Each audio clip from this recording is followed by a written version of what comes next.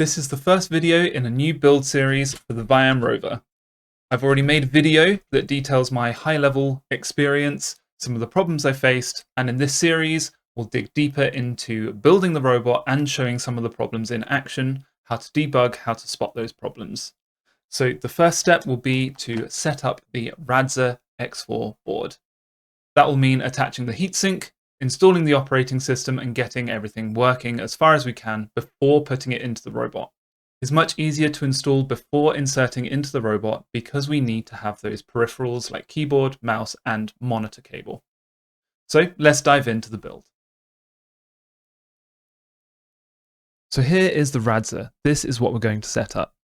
We've also got a few other parts. So first the heatsink, it's got the fan part and the bracket part. We only need the fan part, the bracket part we can put aside. We've also got a crosshead screwdriver and a flathead screwdriver. They'll be needed for the installation into the robot. For now, we'll only need the crosshead screwdriver. We've also got a pair of clippers, and this is just to adjust the size of the thread on the standoffs. And finally, the standoffs themselves. So these are needed to mount the Radxa inside of the robot with enough space that the wires can connect. So we'll get into that shortly. The first step is to take the Radxa out of the box. Now, of course, I've used my Radxa already, so I've already got the parts installed. I'm not doing it here because I don't have the equipment, but it is important to keep static discharge away from bare electronics. Even if you don't break your electronics, you could drastically reduce its lifetime. So whenever you're working with bare electronics, if you have a static strap, use it. If you don't, like me, just make sure you frequently touch a large electrically conductive body, like a large piece of metal. And that will ground you and make you not carry around the static voltage that is likely to break or harm your electronics. So the first step in this setup is to attach the SSD. That's pretty simple. You can see the SSD is in here. Now the Radxa boards have optional eMMC storage. It doesn't matter whether you have that or not. Either way, we're going to need a separate drive because the eMMC isn't big enough for everything that we need. So we need to unscrew this screw that comes with the board.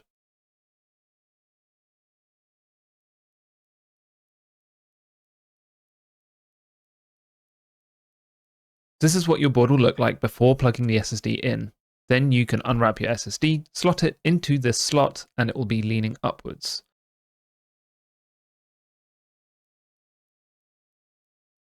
From there you can push it down and hold it while you screw in the SSD.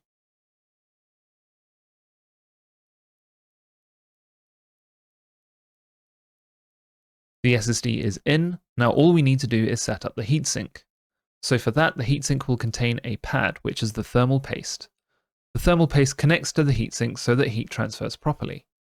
So the first step is to unwrap the thermal paste. Be really careful because it will break off super easily. So be very, very gentle with it.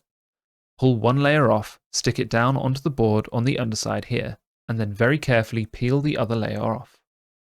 Then it's ready for you to attach to the back of the heatsink. Now, if you don't already have these screws installed, now is the time to do so. You can screw these in and they should be tight enough just with your fingers, although you can adjust them with pliers if you prefer. The next step is to align your board with the heatsink standoffs. Now this is where we would normally use the screws that came with the heatsink to screw the board down, then screw the bracket on top. But because the bracket doesn't fit in the robot, instead we're going to make our own screws. From the standoffs case, we need a 35mm long standoff. This case doesn't have 35mm standoffs available, so instead we're going to use a 20mm and a 15mm standoff screwed into each other.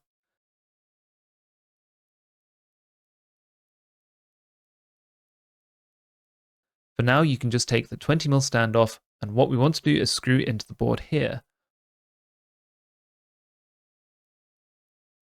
But there is a problem, which is that the thread of this standoff is too long for the hole. I need to cut it down to size, and that's where the clippers are used. So what we're going to do is cut off about half of the thread, and don't worry if you don't get this right the first time. You can clip this down further if you don't give it enough space. It's better to be cautious than take off too much. And here are the standoffs that I've already clipped. With these, you can screw the board in. Start with the diagonals to hold it in place, and then screw in the remaining two standoffs.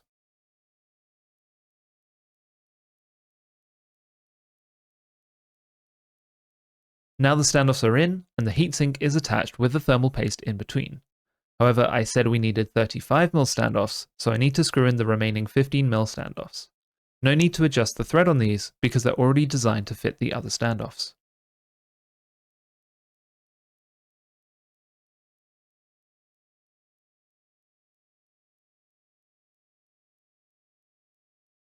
And the final step that I missed on the first take is to actually plug the heatsink into the Radxa.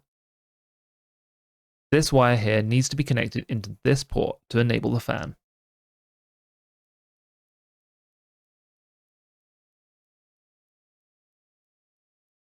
And that's the fan enabled, so now the heatsink should work correctly. Next, let's move on to installing Ubuntu on this board. First step to installing Ubuntu on our board is to download the ISO for Ubuntu and flash it onto a USB stick. Now, if you already have this, you can skip this step, but I'll show you how to do it anyway. First, you can navigate to the site, which I'll leave a link for in the description, and just download the 64-bit image. You can see this brackets 1 shows that I already have it downloaded. You'll also need Balena Etcher or Rufus or some similar software for flashing the ISO to a USB stick. I'm going to use Balena Etcher because I already have it installed. With the software open, you can click the ISO file ready to flash and select the USB drive that you're using as a target. Then you can click Flash to flash it to the USB stick. Now you just need to wait for the flashing process to complete. With the flashing complete, the tool will validate the installation. Now normally I'd advise you to complete this validation step. I'm going to skip it and move on to the next stage. The next stage being plugging it into the board with the SSD in, powering it, and attaching a micro HDMI cable, a mouse, and a keyboard. And I'll see you with the board booting up. With the Ubuntu USB stick complete, it's time to plug everything in to the X4. So we've got the micro HDMI cable, we've got a keyboard and mouse USB, we've got the bootable USB stick, and we've got power going in. Now once I plug these in, I hit the power off switch so that I could trigger it and show you how to get into the boot menu. Once you click the on switch, you need to keep pressing F7 until it will select a boot device. So here we go, here is my existing Ubuntu partition, but instead I can select the USB stick to boot from. I can press enter on install Ubuntu, and after a few minutes of booting up, we get to the language selection screen. So click your language, and then we're basically just going through the Ubuntu installation options. You can change any of these that you want. I use the UK English keyboard layout, and I will allow it to connect to a Wi-Fi network. Here I'm going to tell it to install Ubuntu, and I'll use an interactive installation. I will check this box for installing third-party software in case there's anything useful for me in there, but I won't tick the additional media formats box. Now here I'm going to tick erase disk and install Ubuntu, which is going to completely remove my previous Ubuntu installation. I'm also going to use advanced features of LVM, which is Logical Volume Manager. This is pretty useful for being able to extend your partitions more easily and so on, so I usually recommend installing this. You can choose where to install it, and you can see here that I've got two options because I've got the eMMC, which is 32 gig, and the extra SSD, which is 128. So I'm going to select the eMMC, and my plan is that once the installation has completed, I'm going to combine these two drives into one partition, so that Ubuntu will use them both as if they're one big drive. Here I'm going to give it a name of Radxa. I will have Radxa X4 as the computer's name, and I am going to set a password. So feel free to use whatever password you like. We will be configuring it to not need a password for sudo access later, but in order to make the initial SSH connection, you do need to know what the password is. And that's all the options ready to go. Let's click install and then come back when the installation has completed. With that, our installation is complete and we can restart the board. At this prompt, you can remove the USB stick and press enter. Here we get to the login screen. So let's go in with our created password and we'll go through the initial setup screen. I'm going to skip enabling Ubuntu Pro. I don't mind sharing system data in general, but for the purposes of this demonstration, I'm going to untick that and then click finish. Next, I use Ctrl-Alt-T to open a terminal and then pin it. So the first thing that we're going to do is do a system update. So sudo apt update, and then there's some packages that can be upgraded. So we'll upgrade those. That's the update complete. And while it was updating, I also changed the font size to be a bit larger. So the next step is that I want to configure the file system so that it uses the NVMe drive as well as the eMMC. This step is unnecessary if you've only got the NVMe drive, so you can just skip straight to the next part. So what I'm going to do is use the LVM to extend the logical volume across the NVMe as well. So first we'll check what hardware is connected and how it's recognized by LVM. LSBlock shows that I have the MMC with several partitions and the NVMe 0N1. I can check whether LVM has partitions for these already. So sudo pvs is the physical volume, and you can see it's only got the MMC as an entry, and this is what I want to extend across the NVMe, and the logical volume, and again I've only got the Ubuntu LV with size 26.3 gig. So now I'm going to clear this, and I want to use fdisk to create a new partition. So I can use fdisk on dev NVMe 0N1. I'm going to use G to create a partition table. I'm going to use N to create a partition. These instructions will be in the description, so don't worry about copying them off here. For these next few prompts, I'm just going to use the defaults. So I'll use the default partition number, the first sector and the last sector so that it completely fills the drive. I do want to remove the signature because it creates data I don't need anymore. I also want to change the partition type, and here you can see there's a whole lot of options, and I want to use 30. Now I can use W to write the changes. That's the partition table created. Now I want to tell LVM about the physical device on the NVMe. I'm going to use 0N1 for the drive and P1 for partition 1. And here it's successfully created. So next I'm going to extend the volume group. With this command, the volume group now contains both the eMMC and the SSD, and I can check that by repeating the LVM commands from the start. Sudo LVS, that's the original Ubuntu logical volume. Sudo VGS, now the Ubuntu volume group contains 120 gig free, which is the data including the SSD space.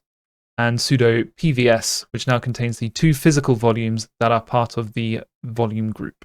So that's the volume group extended, but as we saw, the logical volume doesn't extend across that entire volume group. So that's our next step, is to extend the logical volume. This command will extend the Ubuntu VG Ubuntu LV logical volume group to cover all of the free space. Now the final step is that the logical volume has all of the space available, but the partition hasn't been expanded to cover it. So all we need to do is expand that partition. The resize to fs command will do that for us. And at this point, I should be able to use df/ and see that I have 7% used, available is 134 gigabytes. So as far as Ubuntu is concerned, it has one drive available with 134 gigabytes available to it. Now the downside of this method is that if you remove either of the two disks, it will completely corrupt all of the data. Ubuntu won't be able to run. Because it's an eMMC, which is installed and can't be removed, and an SSD, which is usually highly reliable, I think this is a reasonable step to take. Next, I'm going to change sudo permissions so that it doesn't prompt for a password to use sudo. I'm going to install Vim because I find it easier to use that than nano. So sudo apt install Vim. With that installed, I'm going to update the configuration of the system so that it uses Vim by default. If you don't know how to use Vim, skip this step and stick with nano. It will make more sense to a newer user, but I find Vim easier to use because I've learned how to use it. So the update alternatives editor will allow me to select my preferred editor. I'm going to use 3 for Vim Basic. Now I can use sudo vi sudo, and that will allow me to change the permissions of sudo. So I'm going to skip to the end, and I'm going to edit this line with %sudo. And I'm just going to add this entry, no password colon, and then write an exit. And what that will do is it will allow any user with access to sudo the ability to execute sudo commands without using a password. So I can test that by just using sudo su, and I'm in as root with no password in a new terminal. So that's working. And the last step to enabling SSH is to install the OpenSSH server. For that, I can use apt-install -y OpenSSH server. Once that's complete, I can check it's working by SSHing to myself. By SSH Radxa at Radxa X4, and you can see it's offering a key fingerprint, and that shows that it's working. So now I can switch back to my Windows machine and set up SSH so that I can SSH into my Radxa from the same network without using a password. So here we are in VS Code, and I can execute the same command SSH Radxa at Radxa X4. And here I get an error, the remote host identification has changed, and that's because I was SSHing to my previous installation of the Radxa, which had a different key fingerprint. So what I'm going to do is delete that key fingerprint from my SSH config and then reattempt the connection. Now I can reattempt the SSH, and then it gives me a fingerprint just as we had on the Radxa itself. I'm going to use my password, and now I'm in. I have SSH access. Now I want to make that a bit easier in future. I want to register my computer's public key, and then I want to make sure my SSH config makes it as easy as possible to get in. First, I'm going to print out my public key, and then I'm going to grab this and copy it. I can vim.sh authorized keys, and this file already exists. All I need to do is insert it and save the file. Now, if I repeat the Radxa SSH command, I'm straight in because my public key has been registered. The last step to make this a little bit easier is to edit my SSH config on my Windows machine to give it an alias. For that, I click Remote Explorer, I click the wheel on the SSH line to open SSH config file, and then I click my main config file. And here I've got my config already set up. This config is exactly what I need in future. I set the username as Radxa, I set the hostname as Radxa X4, and I disable strict host key checking. So now what I can do is, instead of doing Radxa at Radxa X4, I can just directly do SSH X4. And that's working. And now that I've added that, I can refresh my SSH. I can find the X4 on the list of hosts, and I can click Connect in current window. Now my VS Code will connect to the X4 using SSH, and I'll be able to edit as if I was editing locally. That's where the setup ends. The rest of the commands, like installing ROS and installing the navigation software, will come in a future video when the board is embedded into the robot. So there we have it. The Radxa X4 board is set up as far as we can before putting it in the robot. We inserted the SSD, attached the heatsink, and installed Ubuntu with full SSH access so that we can run the robot software when the robot is fully built. Next video, we'll look at building the robot itself, taking off any parts that we don't need and putting in all of the parts that we do need, including the extra electronics and the X4 board itself that we've just set up.